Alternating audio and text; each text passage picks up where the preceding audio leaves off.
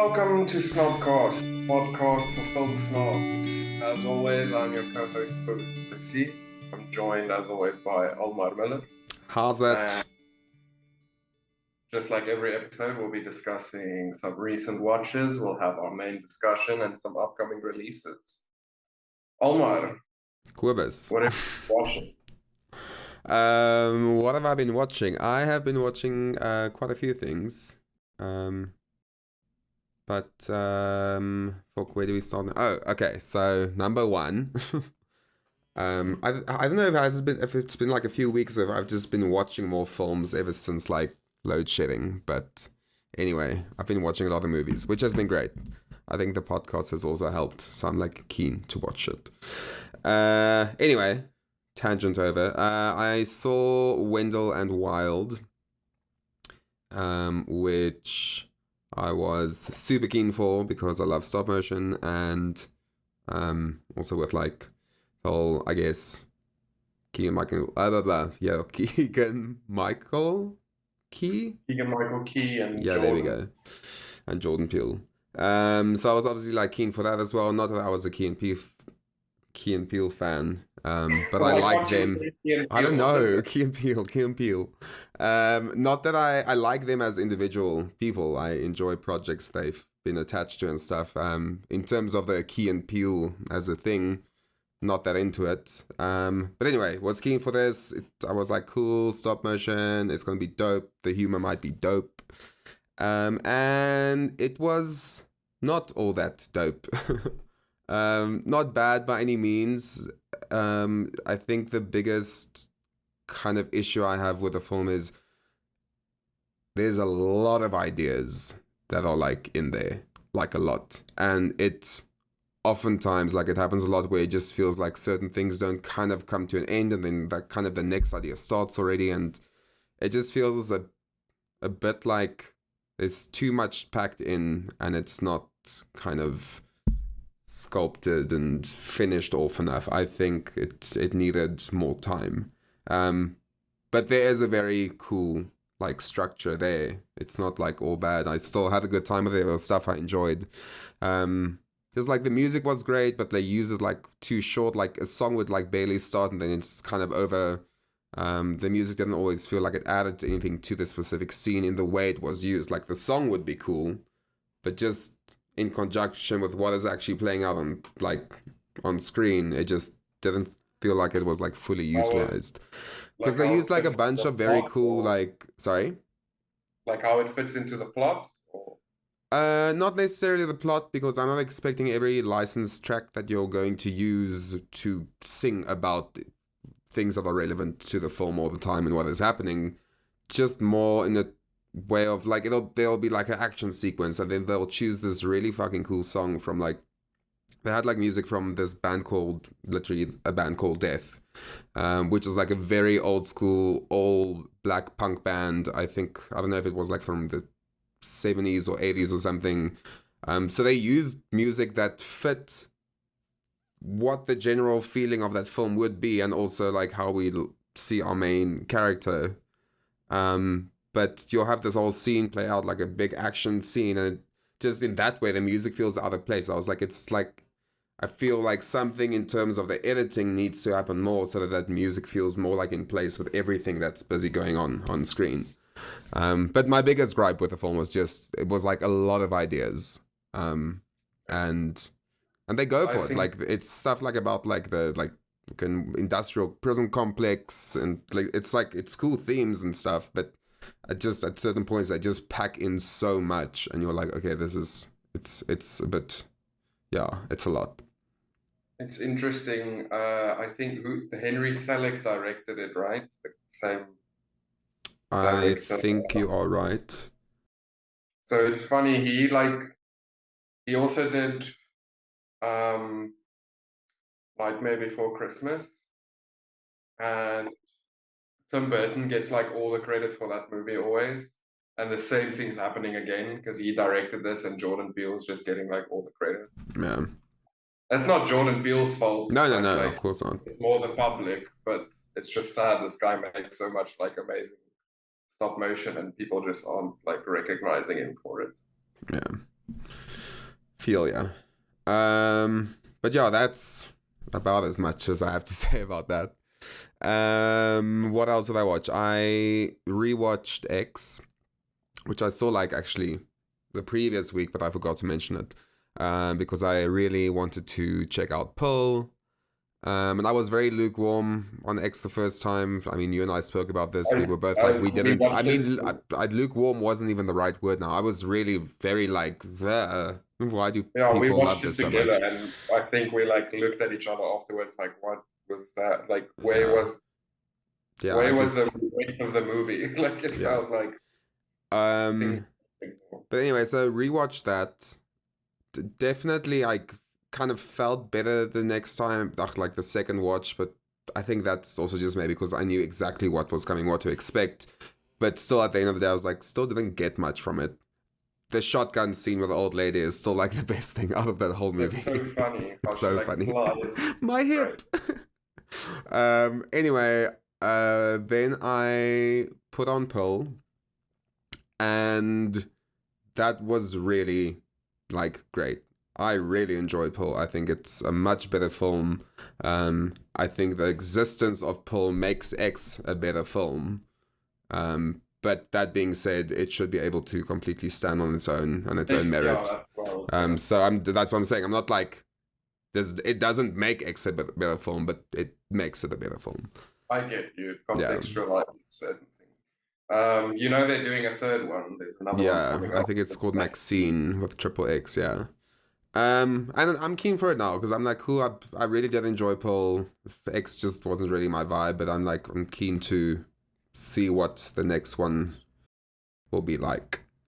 I didn't watch Pearl because I wasn't into X all that much, and then I saw that they doing Maxine, and I was like, regardless of what I think of X, like, well done to T West for like just making 3 movies and like pumping them out. And also like Mia Goth, especially after watching Pearl, like, yo, dude. I've always liked her. Yeah. There's just this one scene where she does this monologue in Pearl, and it is so damn good. Her performance in Pearl is really like pure, well fucking done. Well, I guess she is the star of the show there, you know. And X is a bit more about. I think you cut out for a second. I think X you could probably consider a bit more of an ensemble. And she's like the centerpiece, I guess, still to that ensemble. Yeah, it was so funny for me when watching Pearl now, and obviously with like how the casting worked and everything. I feel like I told you this when I watched X the first time, like initially, not by the time I had finished it, like my initial thoughts in the beginning. I had this weird theory where I was like, I don't know how this is going to work and if it's going to be all supernatural and crazy, but I had this thing where I said, I think the old lady, like Pearl and Maxine, are the same people. Like, I didn't know if it was gonna. I can't say, I don't have the context to add anything to that, but cool. But that's what I thought anyway when I was watching X. And then, like, Pearl came, I was like, it's interesting that they're obviously also now using Mia to play Pearl. And then I also wanted to check, because I think actually Mia did play Pearl in X. Yeah, like, I think I didn't know that the first time I watched that. Yeah. But anyway, when I was watching Pearl, I was like, oh wait, my theory's coming true. And I was like, no, that's still just like a stupid thing that was in my head. It's just, it does add kind of. I think there is supposed to be a link. Like, I haven't seen Pearl. I think there's more of a. I know in Nick she sees herself as the star and she's special. I think it's more of a metaphorical, symbolic link, and that's why the casting as the same actress works, and it adds. Right, what else? I probably fell asleep in the last fucking 15 minutes of it, but I saw it years ago. Watched Little Nicky again. I never saw that, but I know you sent me the video of Tarantino in that. Oh yeah, that's funny. I've never seen the movie, but I've always heard stories about when PTA wanted to like meet Adam Sandler for Punch Drunk Love and all that. I've always heard stories that he visited the little Nicky set with Quentin Tarantino. And I was always like, what is Quentin Tarantino doing on the little Nicky set? I had no idea until I rewatched it now. I was like, wait, is that Tarantino? And, like, I didn't recognize that when I saw this when I was like very, very young, because it's literally been years. But yeah, that was a cool little bit. But yeah, anyway, that's the movie. Really bad. I remember enjoying this movie as a kid, and now watching it again, there's a lot of, I can't recall stuff now, but like, it's just one of those where it doesn't age well. There's some problematic shit in there, and yeah. So that happened. Then I also watched a film called, I tried to look it up. Well, okay, so this film called Gay Deceivers, which is back when I don't know if it was in the 70s or the 60s now when this came out. But it's kind of like a gay it came out in 1969. Oh, I think I saw you logging this. Yeah. I read your review, but I have no idea what the film is about. It's these two men who are trying to get out of military service, and when you're queer, you're not allowed to serve the military back then. So they like pretending to be this gay couple, and then they like to put up all fronts. They move into a house together, and also within this community, there are actual like gay people who aren't like pretending. So this was the precursor to I Now Pronounce You Chuck and Larry. Absolutely. I'm not sure which one is more problematic, but I definitely think it's Chuck Probably and Larry. the latter. It's definitely Chuck and Larry, which is a way more problematic. Because this film had some moments, but as a queer person, there are certain scenes where it feels so much out of a viewpoint or out of like the straight viewpoint kind of thing, where I'm sometimes like, oh fuck, I really don't like this. Because the thing that's sold a lot in that film is like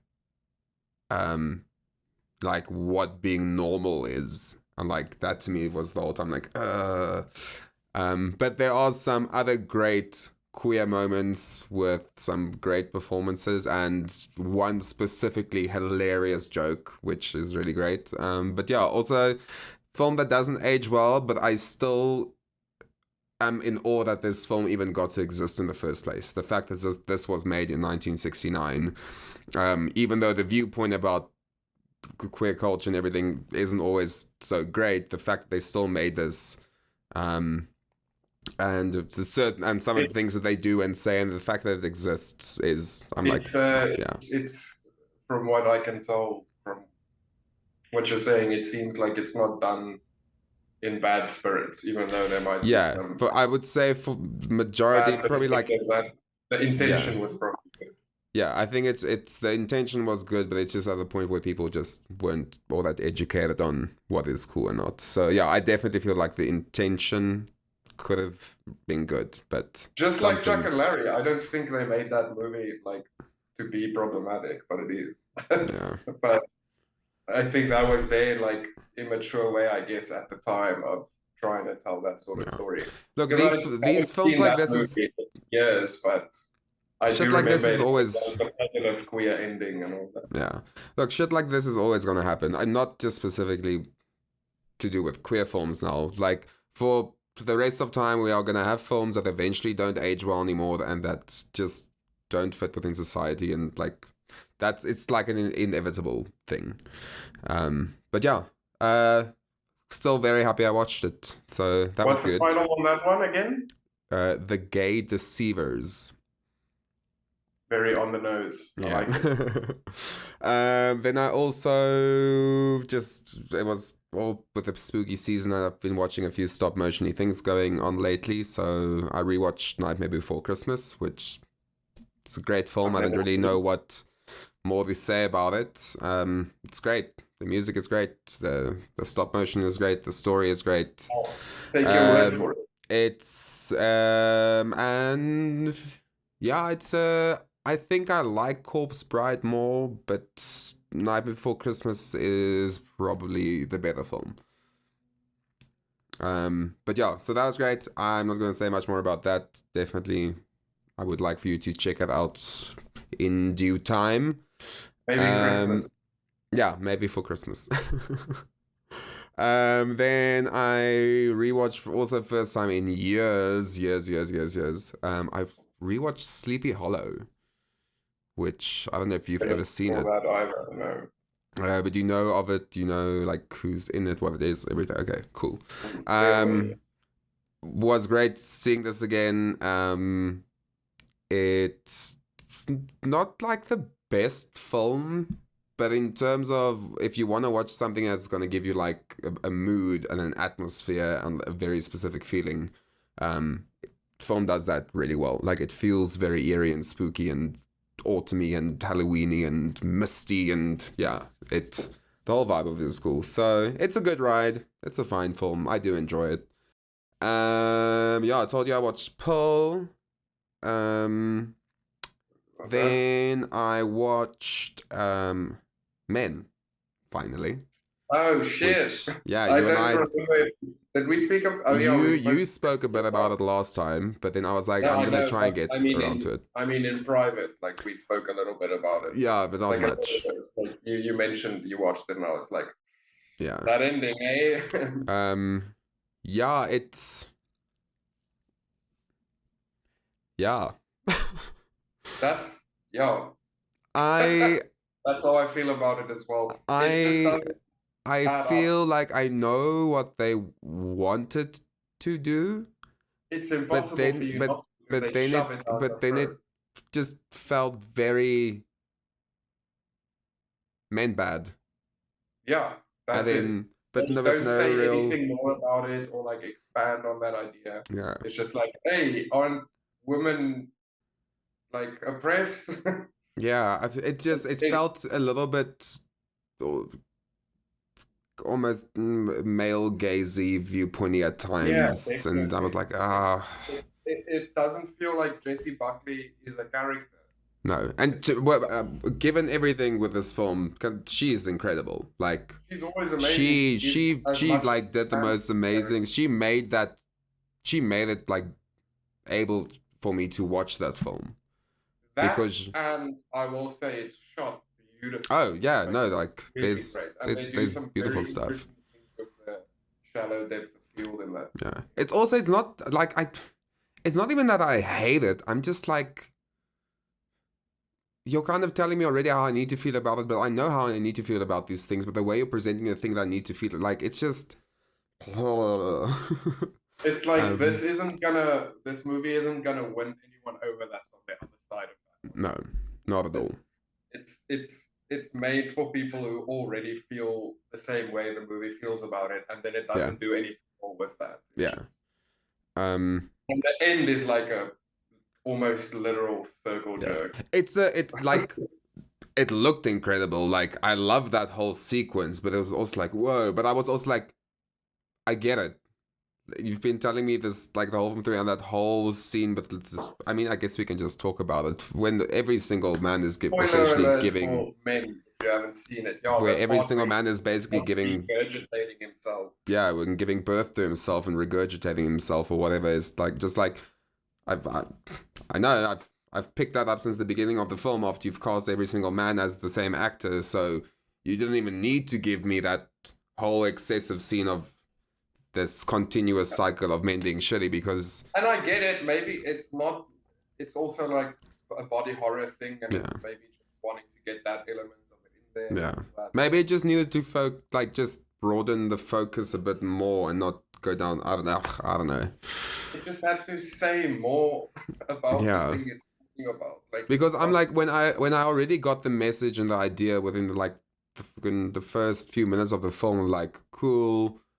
Here's all these men, they cast the same people. I get the idea that it's the cycle and they're bad. I'm like, then I don't need you to still continuously tell me that at the end and then have a whole sequence of showing me the metaphor that you're trying to tell me about. I'm like, I get it. It's got it. Very, very, very on the nose. Yeah. But it shot beautifully. Like, there's really shot beautifully. Like, there was some, all the greens and the colors and stuff was really fucking beautiful. But yeah, so watch that. And then one more. I have one last one, which I thoroughly enjoyed. yo, now for a second I was like, shit, do I want to? Because I had a film that I was going to tell you to watch, and now I was like, yo, I enjoyed this so much that maybe I want to tell you to watch this. No, I'm just going to keep it while I have it. So the last thing I watched was The Birdcage, Oh yes, you told me which I had never seen. Is that And who directed that again? oof, Mike Nichols? you're fucking asking me I trick feel like it's questions here someone who now. you wouldn't think directed that. I don't know why I'm thinking. Probably not. Ooh, what? The Birdcage. No, you're right. Mike Nichols. Okay, cool. Yeah, Yeah. he did The Graduate, which is amazing. But yeah, I really, really enjoyed this. Also, it's always a treat to see Robin in anything. Especially if it's a character where they let him go full. Yeah. And his character as well is just like so like this film gets like it hits. It hits. There's a lot of points where this really hits.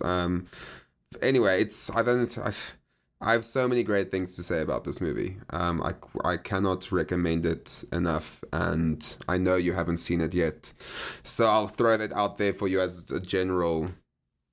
Yeah, I'll fucking check it. I've go always for it. wanted to check it out. You know, as you know, I have like 1,000 movies on my watch list. Yeah. So, yeah, I'll get to it one day. Same. Like I've been wanting to see this for years. People have been telling me to see it for years, and I'm glad I finally like actually just watched it. Yeah. And anyway, those are all my recent watches. It's quite a list. Not too bad. Nice. Did you Well, I think the check last out thing anything? I think the last thing I mentioned last time was Dune, and Mm. according which I watched for like the I don't know 8th time or something. I love that movie. But I started after that the week with a very exciting new release. Oh yeah, I'm jealous. So I watched Triangle of Sadness, and Nice. it was really, really, really great. I really loved it. I can see it being a turtle for some people, specifically a very specific sequence in the middle of it where I don't think some people will have the stomach for it. But it was so funny. It was hilarious. Like the whole theater was laughing, and it's great. It's like really, it's weird. It's similar to Men, where it's like very unsubtle about what it's saying. Like it's very on the nose, but I think it's like fully aware of that. What, Like Men unsubtle? Like Men feels a bit more like it thinks it's being deep and it thinks it's being like really profound. Yeah. This feels like we're hitting the nail on the head and we know it, and we're just gonna keep hitting that nail over and over. And it's just such a blast. They have so much fun with it. It's like presented in different sections, and each of them are very different, but they all kind of bleed into each other thematically and turn things on their head. Yeah, it's really great. I loved it. I've never seen any of Ruben Östlund's other movies. I'm really excited to watch Force Majeure after this, because that one seems really great, and I've heard a lot of good things. The Square I've heard more mixed things about, but I know that also won the Palme d'Or. So, but yeah, it was really cool. A blast, just a blast from beginning to end. Like it's such a fun movie, and it's talking about really serious subject. I don't know if serious is the right word, but like, yeah, but it just has such fun with it, and around every turn and everything, every opportunity it has to do something absurd and fun, it just does it, and it's great. Dope. I'm very keen to check it out.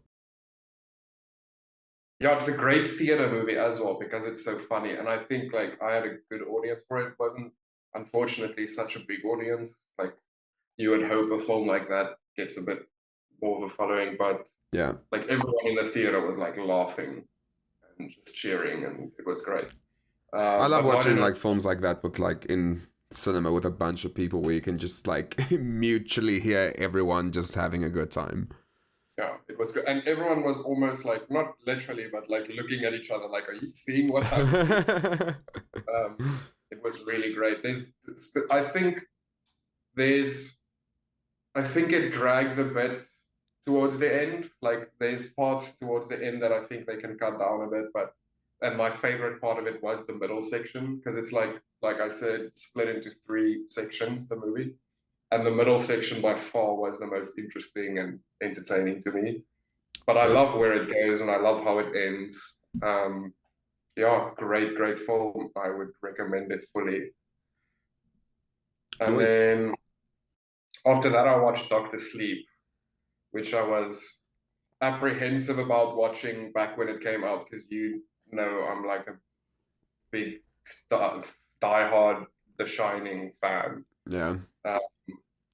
And as expected, I did not love this. I did not think it was all that great. I think it doesn't know if it wants to be its own thing or it wants to be a part of The Shining. And it just like rides that line and the whole movie. And then at the end, it just goes full, hey, remember The Shining? But in a way that's like not like The Shining at all. And I guess you don't necessarily want that either, but it just felt wrong. Like the Overlook didn't look right. Like everything was so tinted blue, and like even the I haven't seen lighting it yet. Overlook is like fluorescent lighting instead of like tungsten lighting. Well, that's how it looked to me. And the whole movie has this very intense color grade. Like everything is so blue. But that's a very Mike Flanagan thing, I think. I think he likes those blues. But no, I didn't like it. I thought it was closer to like a vampire movie than like horror. Like, and I've read a review on it also where they were like, this feels like a superhero movie or something. And I was like, I don't think it's quite that, but it does have this like fantasy vampire kind of feeling to it. It's very weird, and it's got elements that work, and it's got sequences that work, and anytime they try and incorporate The Shining in like more subtle ways, it works, and I like that, and it like adds to that. But as a whole, it feels like it's this thing on its own, but it's also a semi-sequel to The Shining, and it doesn't know which one of those. Would you recommend like in general, I know you would just recommend rewatching The Shining, but would you recommend like a rewatch of The Shining before watching Dr. Sleep? Well, what I did was I watched The Shining after I watched Dr. Sleep, and it made me love The Shining. To say that you could cleanse. Yeah, so maybe do it that way.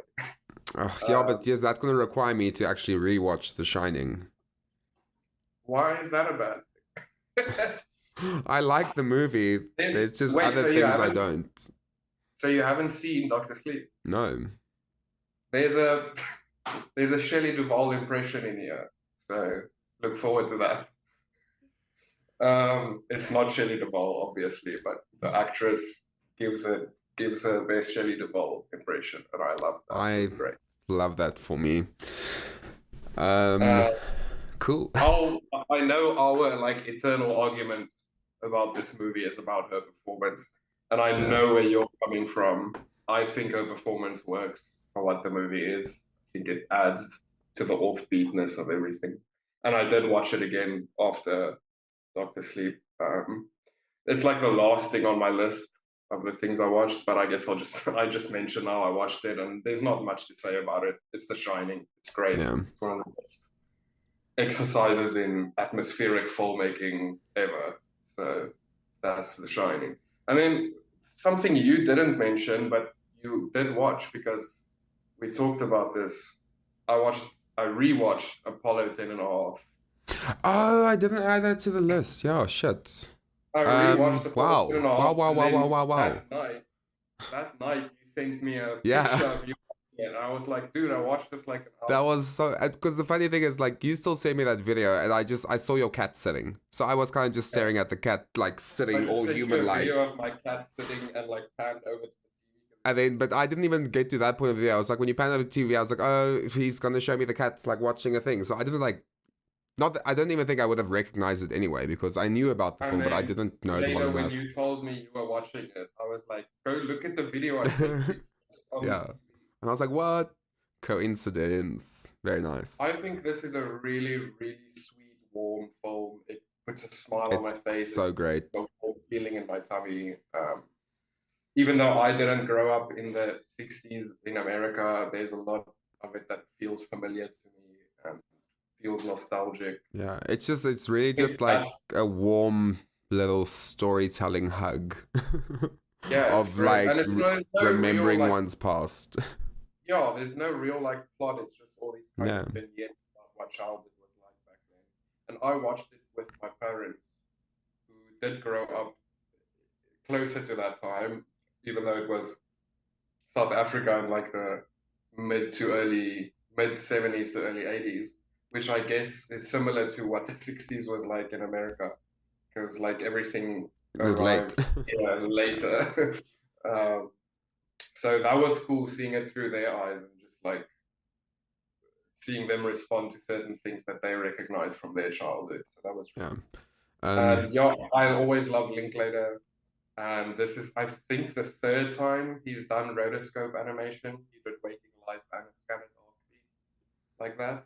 I don't know if this is completely rotoscope. I know they like animated some of the backgrounds and stuff like separately. But the performances are real actors. Yeah. That's remember I told you about Undone? Yeah. I think it's the same thing. Rotoscope. Yeah, because those look like actual performances and they look like they have the likeness of the actors. So yeah, the same with the Scanned Darkly and Waking Life. Yeah. But yeah, I think there's a thing. No, go ahead. Oh no, I was just gonna say I think there's also I can't remember the name, but I feel like there's also something that unless this is maybe what you mentioned, I feel like there's a thing that Keanu Reeves was also in. That's the Scanned Darkly. Ah, okay, that's what I haven't seen that, but I've been meaning to. He's also Linklater, so he likes his rotoscope. Dope. You haven't seen Waking Life, right? Nope. Cool. Gonna add it to the list. No, that's funny because it's been. Remember last week when I said I had like 9 options? Oh yeah, no, like 23. Oh yeah, that was one of them. Nice. Okay, well, other than that, I watched the Al Yankovic story. Didn't yet, but was meaning to. It's exactly as ridiculous and absurd as you'd expect it to be. Nice. It's not what I thought it was going to be. I thought it was going to be much more like an actual straight retelling of his life. It's not that at all. It's like completely a parody. Like it's cool. Things that happen in the movie are... Which is kind of funny in itself. Thing, yeah. So, a parody and of Daniel Radcliffe is great. I always love seeing him do comedic stuff. I think he's got a really good comedic I still want you to watch Miracle Workers. I saw him talk about that in an interview recently as well. I was like, I need to check this out. Yeah, because every season's like a different thing. But it's like if you want to see him also just do great comedy anyway, like it's great to watch that. Huh? And if I want to see him voguing. Yes, I believe that would be season 2 or 3. I think they're doing a new one. It's coming out soon. I'd be keen for one. I literally I watched, I think it's like 3 or 4 seasons. I watched everything in like fucking a week or 2. Nice. But yeah, it was good. Also, always a pleasure to see Evan Rachel Wood in anything, and she was great as Madonna. Yeah, it's a ridiculous movie. I don't think it's for everyone. I don't think all of it hits. Some of the comedy doesn't hit. Some of it really does. A lot of it is very funny. Some of it is not funny at all. So it comes out as a very balanced movie. Perfect for like a afternoon where you're bored and you just want to put something silly on. And after that, I watched Bo Burnham Make Happy for like the 100th time. I think this is probably my favorite comedy special of all time. And I know, just looking at Bo Burnham, I know most people will say Inside, but I think Make Happy hits something special for me. But yeah, I could also talk about Bo Burnham for like an hour, so let's move on. The other thing I watched was a friend of mine recommended a short film called Rachel, and it's by these great comedians, which I've seen a lot of their more like stand-up-y sketch stuff. But this was the first time I saw like a short film of theirs. It's Kate Berland or Berlan, I'm not sure how you say it. And it's directed by Andrew DeYoung. But she's like a duo with this other guy. I can't remember his name now. Let me see if I can find it here.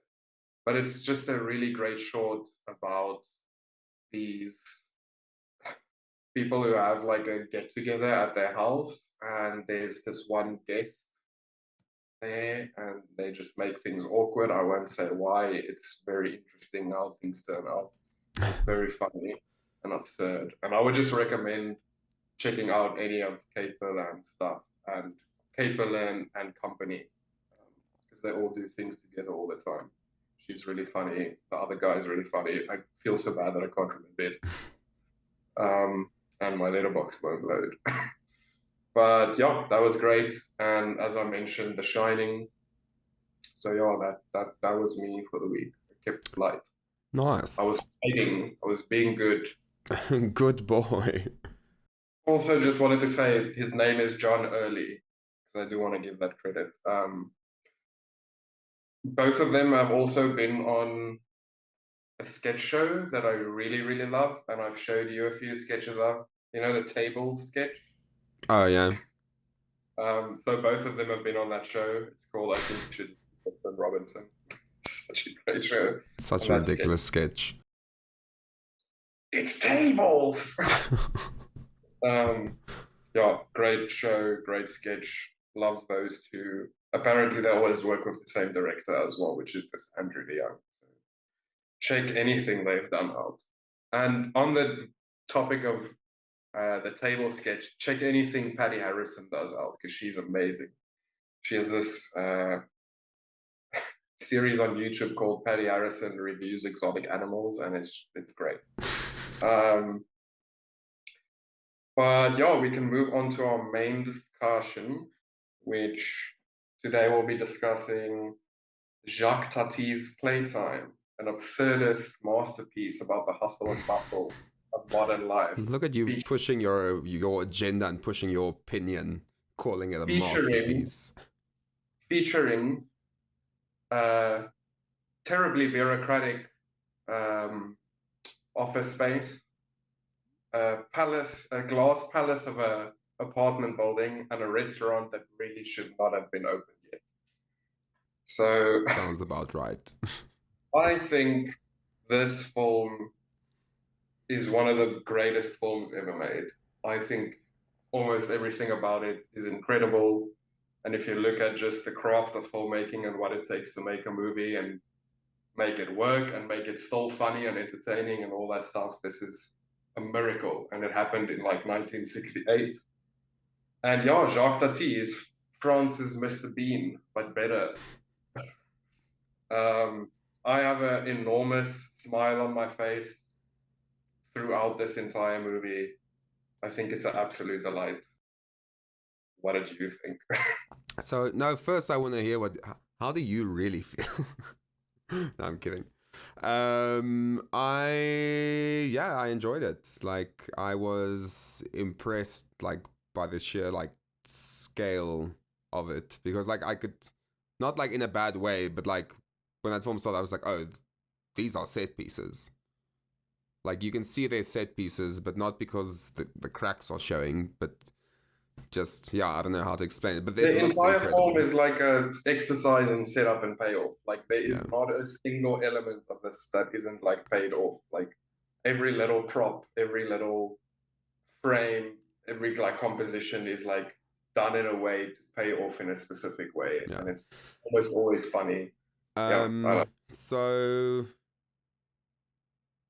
what was I gonna say? Oh yeah. So I had subtitles for it, and subtitles would sometimes come up. There's barely dialogue, but yeah. Yeah, because I guess it's not in terms of a kind of narrative fucking storyline.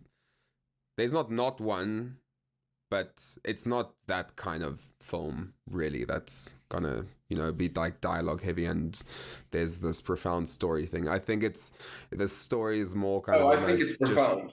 Don't get me wrong. Like showing you, I don't know, just showing you life. I also think like showing you life and the dynamics of a world that is changing around these people and them not being quite ready for it. Yes. That by the end of the film, but I mean, I already picked that up kind of in the beginning, but by the end of the film, I was like, if I really had to take any story out of this, is really kind of like, it's people who don't quite know how to exist in this new world yet, but then they all kind of figure it out together. But by the end of it, it's all these different cultures of people having a crazy night at a restaurant that really should not be open. But they kind of make the best out of it and just kind of take charge themselves. And it's kind of thing just shows you like life really is just kind of what you make out of it. Like things are rapidly changing and maybe everything is not your cup of tea, but at the end of the day you can find a way to make things work and I don't know, if we can have fun. I think which is why the film is probably so adequately named Playtime, because sure, we're adults and we have adult things to do, which is I think where a lot of that film starts off at. It's these bunch of people working with these new gadgets and things and trying to sell this new idea and this and that. It's like trying to get to a meeting the whole time. Yeah, and then like showing you like this apartment place and like peering into these people's lives and what they're doing and the things they're struggling with at home. And then shifting over to the whole restaurant bit, which honestly, that if I would watch a whole film just in that restaurant. Like I would have watched the whole film if it was just that. You know how people say filmmaking is controlled chaos? Yeah, that is all that sequence is. That is controlled chaos. And it does feel controlled. It does feel like Tati he has an intention for everything. Also, like a lot of it, but it does feel. Yeah, but a lot of how kind of the I guess I would say how the humor and the comedy of this comes through and the pacing of it and the chaotic nature of it, like reminds me of like when you watch like theater plays that are a farce, where you're constantly having like as one person goes out this door and this door shuts, the other one comes out that one and they just miss each other. It's that kind of chaotic timing. You could say it's a farce almost, I guess. Yeah, it's not in that kind of ridiculous comedy way of what a farce would be, but the way the rhythm and the beats of that chaotic nature of things work is the theater thing is also apt because I think like 90% of the film is in wide shots. I don't think that there's like 4 close-ups maybe in this whole movie, and it's all like staged in that theater kind of way. It's like very two-dimensional, and that's the thing I wanted to say. You were saying about what the takeaway of the film and what it's trying to say and all that. I think this film is a blast and I think it's hysterical. I really laugh a lot while I'm watching it, but I do think it's got really profound things to say as well, and I think it's really impressive how it's not up its own ass about it at all. It's like having so much fun, but I think it is like saying profound things at the same. Like I do think it's saying a lot about bureaucracy. It's saying about, like you said, about trying to navigate the modern life and the world around you. And I like how it's a day cycle. So for me, my takeaway the first time I saw it was like, just get through the day. Like life is crazy, but just get to the next morning. Okay. And then everything will repeat itself, but then again, just get through the day. So I think there's also that cyclical nature to it. But it does all of that and says all these things, not in a way where you're like thinking about it, while you're not like, this film is really saying a lot about you while you're watching it. It's just a blast, and it's just gags. The whole film is built around visual gags and sound gags. It's the restaurant, but dude, it is so impressive. Like that's like it's probably like the parts of that film I think about the most. Like is everything with that. For me, it's the restaurant and the whole ending where everything becomes colorful all of a sudden. Yeah, and you have like all the cars like going around in the roundabout, and the whole film has a very muted color tone. and then when you get to the next day, as I said, then it all like opens up and it's just a Technicolor circus.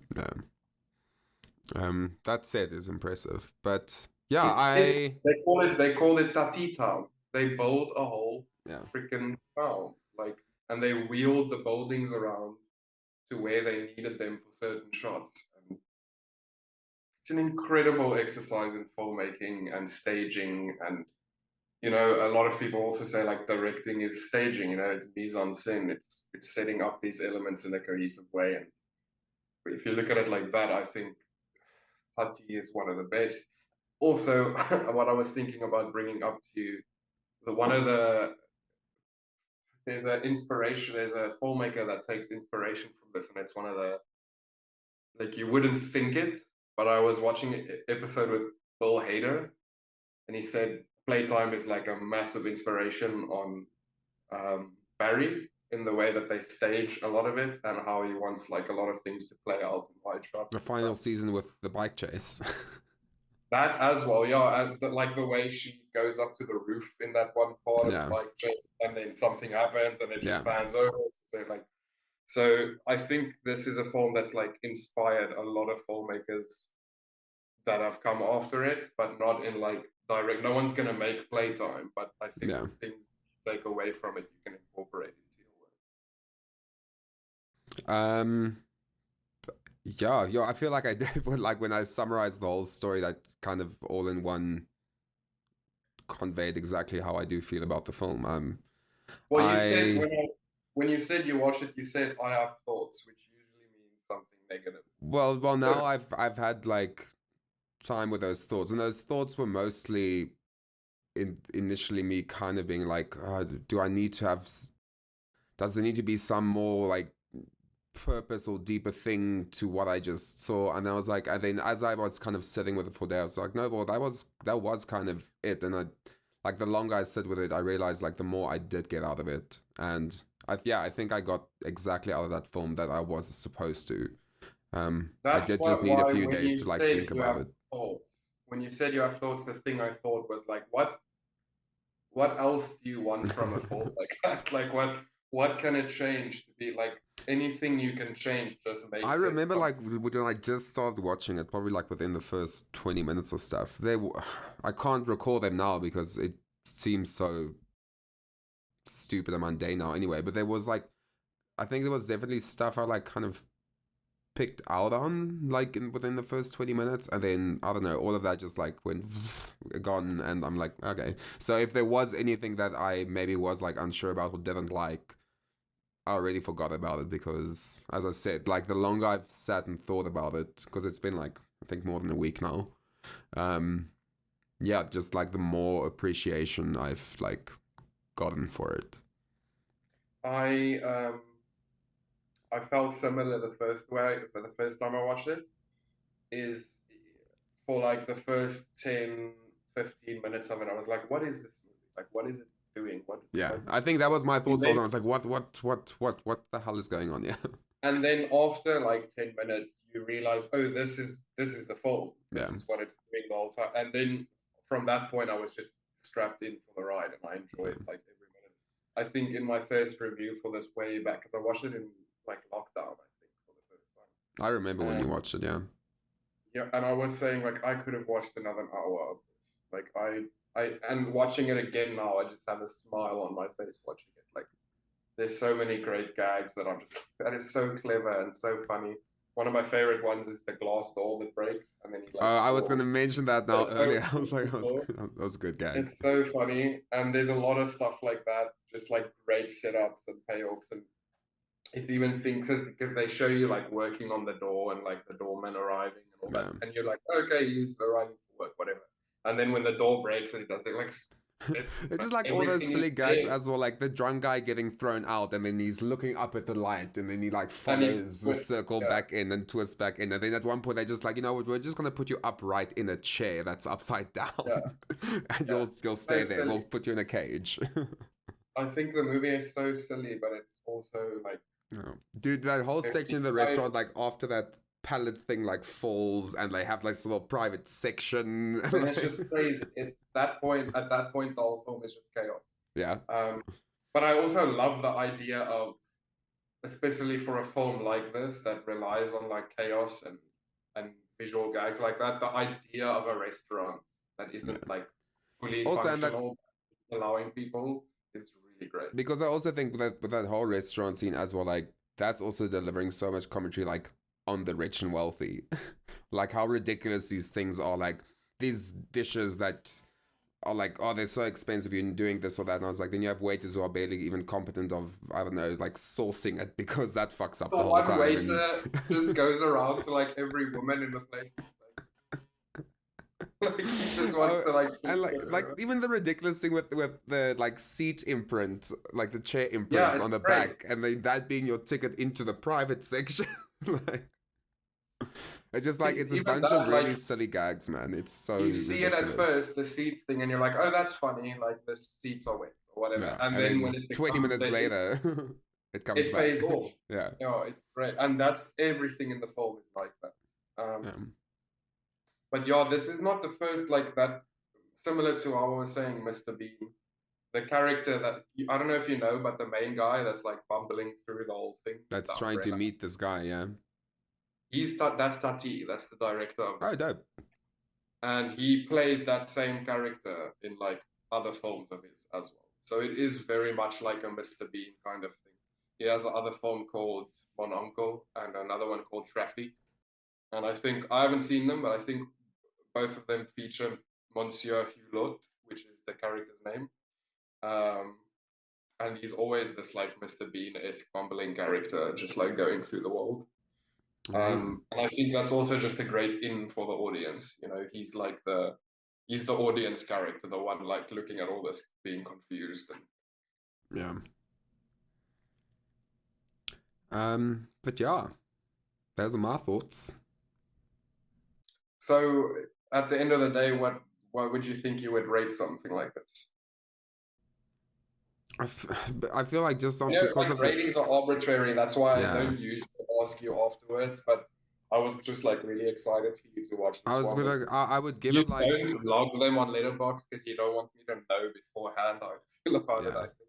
Yeah, oh, that's definitely why I don't log them. I haven't even logged the one I'm gonna recommend to you today because I was like, I don't want to put anything on yet. Oh, you've already watched it? The one I'm recommending to you today? Yeah, I saw it last week. Like. And then I was like, whoa, I really enjoyed this. I want to recommend this to you.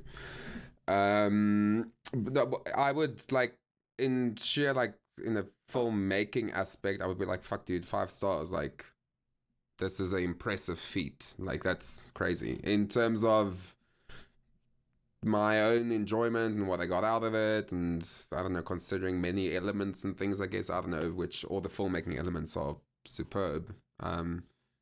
I'd probably still go around a 4.5, but I mean ratings. But yeah, I mean, great film. It's like it's a well-made, fucking impressive feat, and like you said, this was what year? I think 1968. Like that's crazy. Then if I look at something like 1969, The Gay Deceivers, I was like, how are these two films made in the same year? Like, look at this, which is Playtime. And the Gay Deceivers, was that an American film? Yeah. I think like international cinema in the 60s was They were doing different above things and beyond what the Americans were doing. Yeah. And then the Americans came in with their 70s new wave. Like Scorsese came in and Coppola and all those guys, and then they started doing really interesting things. But in the 60s, I think American cinema was like Billy Wilder and things like that, which is great. I love Billy Wilder, but this is just something a bit more like special and unique. And I think that was happening all over the place across the pond. Yeah. Let me just see here. Playtime. I just want to double check the date. 1967.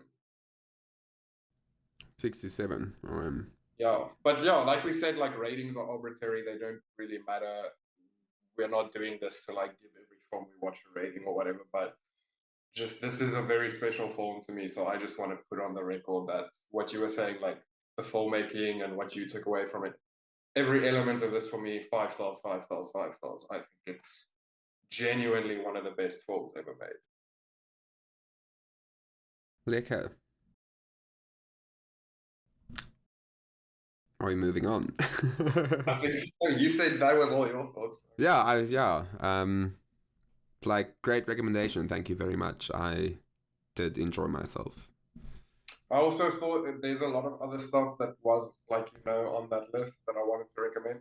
But I just thought this was a film that you wouldn't necessarily watch if I wasn't like, we're gonna watch this. Fair, definitely.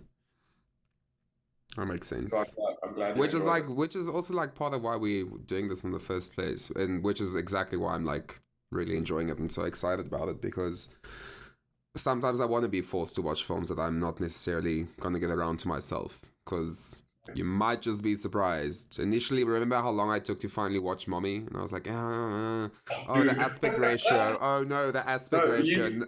You now are I'm like, what? You're underselling this. You're underselling. It's not that it took you long. It's that you were against watching it. Yeah.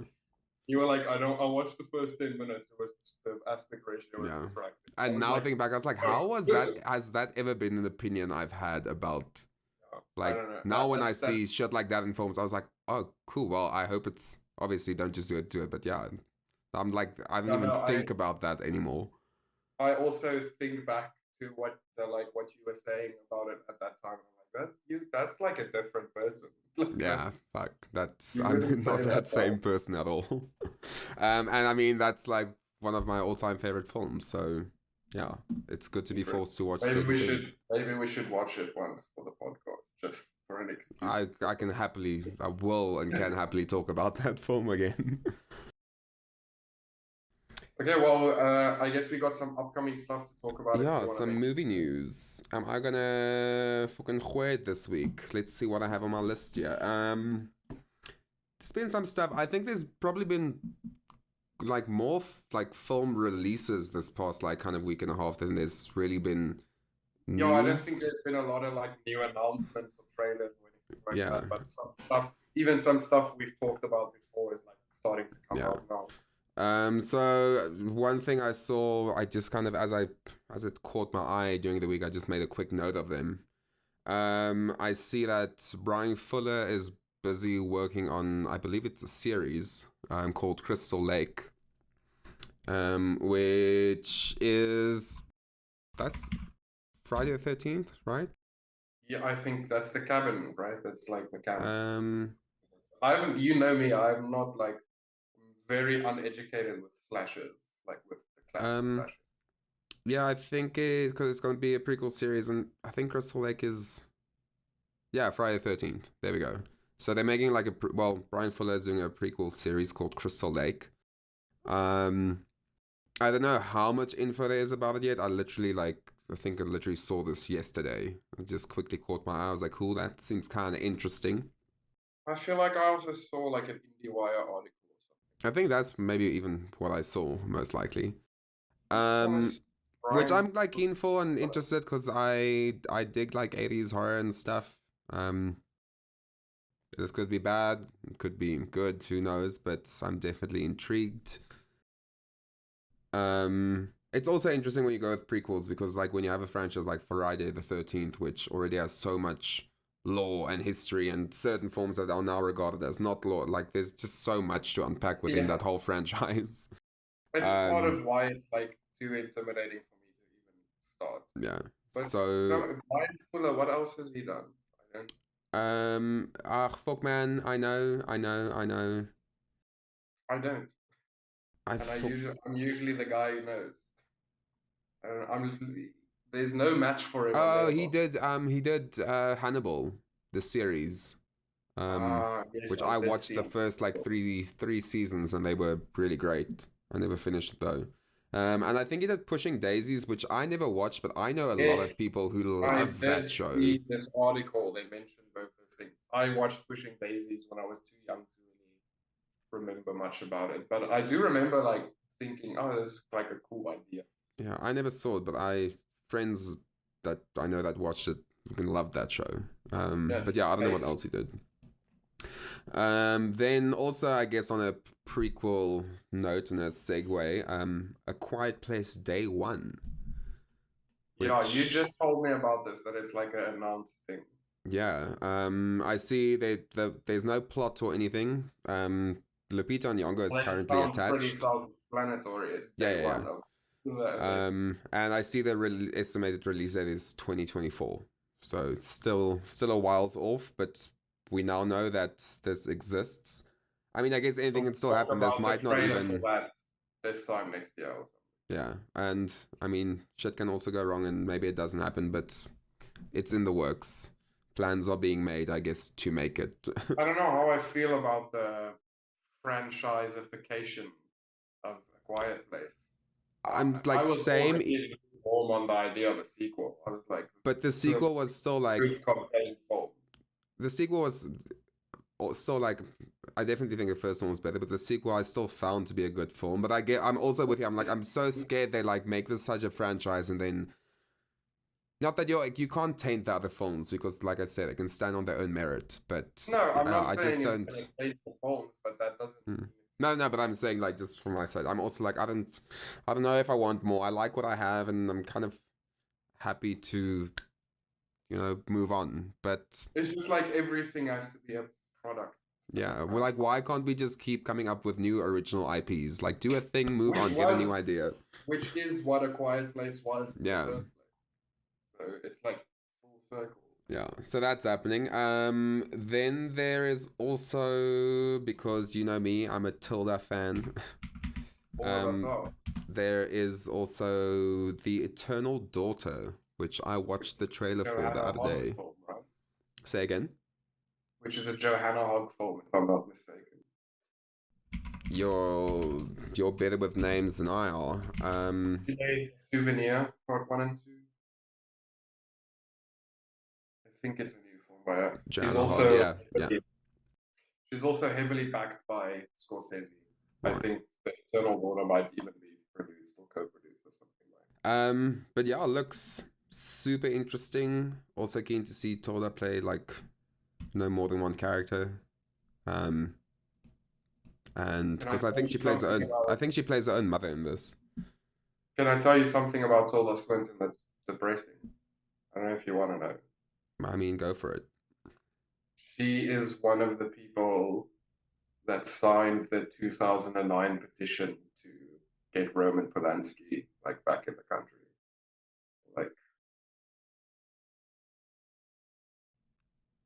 Didn't know that. There's a few very depressing names on that list. You ever want to bum yourself out? I hope they have by now changed as people and they no longer. A lot of people on that list have redacted it since, but it's still yeah. No, I feel you.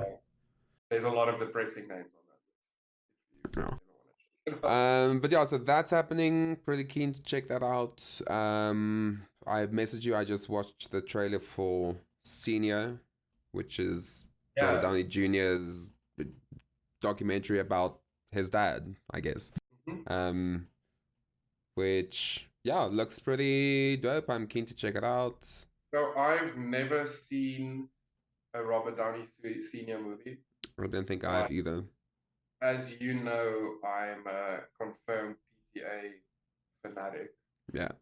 I know Robert Downey Sr. is a big inspiration on PTA. Specifically, I think the film Putney Swope, which is also heavily influenced in Inherent Vice. I think it's got that kind of vibe to it. So I'm excited to actually watch a bit of Robert Downey Sr.'s movies before I check out the docu. Oh, maybe I'll also do a little something like that. Then, of course, I think you told me that Stutz officially release isn't out. Stutz or Stutz? Stutz. It's out on Netflix now. I haven't gotten a chance to check it out yet, but I am excited for it. I read David Elric's review of it on Letterboxd. I don't always love David Elric's takes on things. He's the head critic for IndieWire. Sometimes I don't like his takes, but it was a really nice review that he wrote about this, and it made me more interested to see it than I was even before seeing the trailer. But yeah, it's out now. I know we mentioned it in one of the previous episodes, but if anyone wants to check it out, it is released now, and I think I'll probably have watched it by the next time we record one. Yeah, like I said, I'm keen to check it out. I just don't know how keen I am for it, if that makes any sense. I'm like intrigued to see what he's going to do with this, but from what I've saw, I'm just like, oh, I don't know if I'm gonna be into it. But yeah, maybe I'll also watch it within the next week. Go read David Elric's review. Like, I know that sounds weird, like reading a review to get yourself like more hyped to see something, but it's a really beautifully written review. I mean, I'm gonna watch it anyway, so I'm just gonna last the review. I think it gives you a lot about what the film will be that the trailer doesn't give you. Yeah. So it just got me more excited. Cool. Then next we had a new trailer for John Wick drop. I know we did already get like a little, I don't know if it was a teaser or something, but we already had something before. But yeah, I saw this new trailer. I like the John Wick. Talking about it. Yeah. I really like the John Wick franchise, so I'm very keen and excited to check it out. I like the first movie. I don't think I've seen any of the others. No. I've seen them all. They're like, just in terms of like, it's a great action film. Like the choreo, the fighting sequences, like they're all really well done. Like it's fucking great quality. We're not watching quick cuts between action things. You're fucking seeing Keanu like actually do shit. It's directed by stunt coordinators. Yeah, so like that's what I'm saying. It's really good action films. Like they're great. I love them. Can't wait for the next one. I enjoyed the first one, and I was like, I don't need to see any more of this. Like, I was fouled up on the first one. I could just rewatch that. I want them to make a triple A. I want them to make a triple A John Wick game. Which, funny enough, they did release something like 2 weeks ago. The studio itself are talking about it. No one's officially making a thing yet, but they are talking to people and they want to make a triple A John Wick game. And I was like, that could be fucking great. That could be cool. Then next we have The Menu, which I just saw the trailer today. Very keen. This looks very cool. Looks like something I will enjoy. A while back. Like back when it came out. I think a new trailer probably came out now for the release.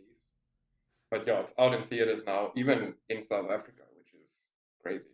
It wasn't a film that I thought would be on the top of this cynical list. I think it's crazy that something like that is playing and The Fabelmans isn't. Maybe The Fabelmans still will when it gets its wider release in December, hopefully. But yeah, it's out. I don't think I might wait for VOD on this one. I don't think I'm gonna. Same. I don't think I'm gonna like rush the cinemas to watch it, but I'm very keen to check it out. Yeah, I'm always keen for Anya Taylor-Joy. Yeah, like, and what's his name? Yeah, no. Besides him, Nicholas Hoult. Yes, because he's now working with Eggers next, right? He is. Yes. Yeah. But I don't think in a main capacity he's going to be in Nosferatu, and I think Bill Skarsgård is playing Nosferatu himself. So I think he's probably going to be like a supporting character. But I'm always on board for anything Anya, so I'm very keen. Love her. I think the director of it also did something interesting before. I'm not sure. Let me just check. But yeah, what else was there? Then we had The Whale. Oh, dude, I'm so keen. It's been getting a lot of mixed reviews, but so does every other Darren Aronofsky movie. I'm very keen. I still haven't watched Mother, which I still want to get around to, but I'm very keen. I'm just very, very keen to see Fraser's performance. Yes, I think that's the draw for like everyone. Yeah, absolutely. What everyone's talking about. Whoa, this guy's credits. A lot. The guy who made The Menu made What's Your Number and Ali G in the House. Oh, wow, that's come a long way. Yeah. What were we talking about? Yeah. Oh well, let's talk about The Whale. Yeah, I'm keen for that. Like, they give like these very little glimpses of him in the trailer, which I think is very smart because everyone's hyped about his performance. Because what we've been hearing about it. Yeah, So I you don't think by want the to time see the too first much. trailer No. comes out, it's gonna be like Brendan Fraser, but it was just like 2 or 3 shots of I him, like that. and it gives you just enough to be like, "Ooh, this is gonna be Yeah. a better performance." And then the last But thing. no, I think Aronofsky sorry. always has mixed opinions on his Yeah. films. He makes Everyone always talks like it's always like it's very 50-50. he makes very radical films and takes a lot of big swings. Yeah. And then the last thing was, we did speak about this last week, but I think it's now officially released, is Empire of Light. We spoke about it at some point, yeah. We spoke about it last week, but we were just talking about upcoming things. But It was like the first episode, but yeah, it's maybe. Anyway. I think this is also getting like mixed reviews. But I love Sam Mendes. I love a lot of his films. I watched the trailer now for the first time. I didn't actually check it last time, and yeah, keen. I like American Beauty is like, it's such a cliche at this point, but I do think it's like one of the best films ever. And Skyfall is like the best James Bond movie. And he made Revolutionary Road, which a lot of people like. I haven't seen it, but he's also the main draw here for me is when him and Roger Deakins work together. Like, the two of them do some really good stuff together. Like, obviously Deakins is always great, but yeah, I feel like the two of them have like a wavelength that's kind of the same, and a lot of the same sensibilities when it comes to creating images, and you see that in the trailer. Cool. Yeah, that's all the movie news I have. I don't know if you randomly thought of something else now. No, not off the top of my head anyway. Well then, I guess it's that time where I tell you which film I will be recommending this week. I was like, oh, it's time to say cheers. And then you were like, oh, yeah, the film. Well, the Zoom meeting is ending in 4 minutes, but yeah, I'm sure we can wax it quick. So I saw this about like a week or so ago. I had just kind of seen it around on Letterboxd and saw a few people log it. And it was also during spooky season, and I just watch horror films. So the film that I am recommending to you this week is Barbarian. I knew it. I knew it. When you started talking about, I saw people on Letterboxd talking about it and spooky, that I was like, this is going to be Barbarian. It's crazy because I was like this close to watching it like every day for like the last week. And I've been wanting to watch it with my sister as well. Yeah. That I was gonna watch anyway. So yeah, directed by Zach Kreger, I believe, if I'm pronouncing that right. I think it's right. And yeah, it was. I went in completely blind because, like I said, I saw the striking poster on Letterboxd, this fucking red and black thing, and I saw a bunch of people logging it, and I think I like took a peek at the review score, I guess, just to know that I wasn't completely going to waste my time. And I was like, cool, that's enough for me. Let's just put it on and see what happens. And boy, am I glad I did. So there's 3 things I know about this movie. It was number 1 on Letterboxd for like 2 weeks. Justin Long is in it, and everyone says go in as blind as possible. Absolutely. Those are the 3 things I know. So that's why I've been like, okay, that's all I don't want to know it. So that is I was definitely going to watch this regardless of your recommendation or not. So but yeah, that's on, like, I'm not even going to say much about it. Like I said, I think the best thing to do with this film is going completely blind. They do some very cool things. It's not perfect by any means, but it's a very fucking cool movie with some very cool shit. It feels fresh while also not. Yeah, I don't know. But anyway, very keen for you to check it out and hear your thoughts. I had a great time with it. I watched it with my housemate. She also loved it, and I was like, "This is a goodie." I don't know what other horror films came out this year. Besides, like, obviously Nope, which is incredible, and Halloween. Which I don't know if I'm sorry. I mean, in terms of like really great ones, but I will put Barbarian on the list of 2022 absolute like must see. like horror films. Yeah, I thought it was great. So yeah, there you go. Cool. Barbarian next time. Yeah. I'll start. I'll rewatch it narrowing again. down So my like, list of 23 movies so long as yeah, lekker. Thanks, my bro. always a pleasure. It's been real. I will see you on the next one then. Yeah, we've been Snobcast, and we'll check you on the next time with Barbarian. Away. Peace out. Bye.